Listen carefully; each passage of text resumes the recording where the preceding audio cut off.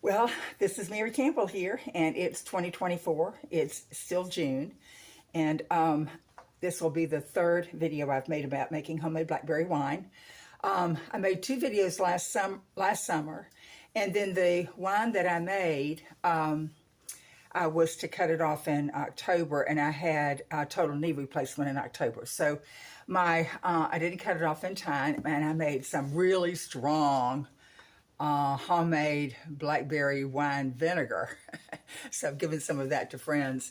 But anyway, what there is to do is to start over. So we have to wait until the next summer when you've got fresh blackberries.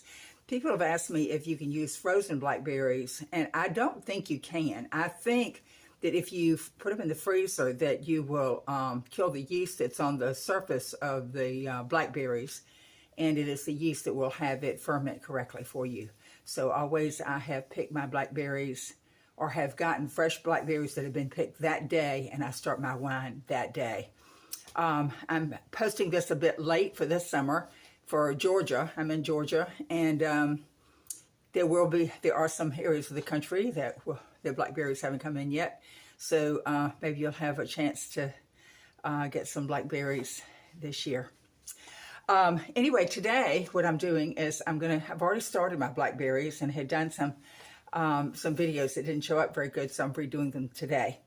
What I've already started the larger. I fixed one 5-gallon bucket. I only put 4 gallons in it because it's too heavy for me to handle 5. And I put this, I think I had 4 quarts. I had a gallon of blackberries and sugar and water, and stirred it, and it's upstairs. So right now I'm in my son's basement until we get my cabin built. So right now what I have is the other 2 smaller vats that I showed you on the earlier videos. These are little 2-gallon containers. I'll show them to you here. Let me see if I can get this around so that you can see them. Okay, so you can see them there. And what I'm going to do, even though they've been done a couple of weeks ago, what needs to happen right now is they need to be stirred. And so what I'm going to do is I'm going to take the tops off of them, and you can see the inside of the vats and kind of what it looks like while I stir them. Okay, we can see the 2 vats that I have here. Each of them is 2 gallons. And when I took the top off of them, I was like, oh my. It smells like I'm making wine here, which is a good thing. So I'm just going to stir this. You can kind of see, the blackberries have floated to the top. And I'm just going to stir to make sure all that sugar is up from the bottom. I remembered after I sealed these containers up that I did not stir thoroughly. So I'm going to stir, and you can do this every couple of 3 weeks. You can take the tops off of them and stir them up, make sure. But you do want to make sure that all that sugar has dissolved in the container. Okay, so I did these somewhat before I closed them up, so that one's done, I think. And I'm going to do the other one. Oh yeah, we got some sugar that's stuck in the bottom here too.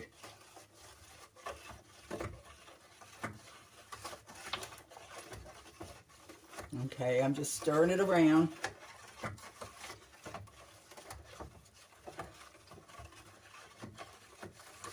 Okay, that's all I need to do. And then what I'm going to do is I'm going to put the tops on. And remember, the tops have these little containers on top that will prevent the fruit flies from getting in. So I'm going to put the tops back on them now.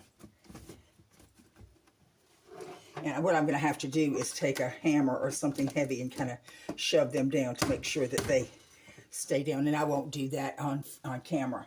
But anyway, it's ready to go. I'm going to probably try to check these in September now instead of waiting until October to do so, because I don't want it to go to vinegar this year. When I was having my granddaughter edit the videos for this, she suggested that I tell you in this video what the actual recipe is. I encourage you to try to find the essay that I wrote about the recipe and my experience in making the blackberry wine, and how careful you have to be when you put it into bottles. But here's the recipe.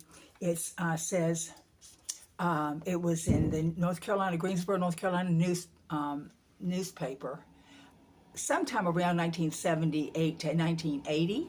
And it says, take a gallon jar with a big mouth, put in a quart of blackberries and 3 pounds of sugar, and fill the jar with water within 1 inch of full. Tie a cloth over the jar and set it in a dark place to ferment, and forget about it for a few weeks. And every week or so you can stir the mixture if you wish. When it ferments, the seeds will settle to the bottom, and strain and put it in the containers that you wish. So I hope that answers any questions that you might have, but do look for the essay, if you can find it, called Mary's Homemade Blackberry Wine. And it is on Substack. Thank you.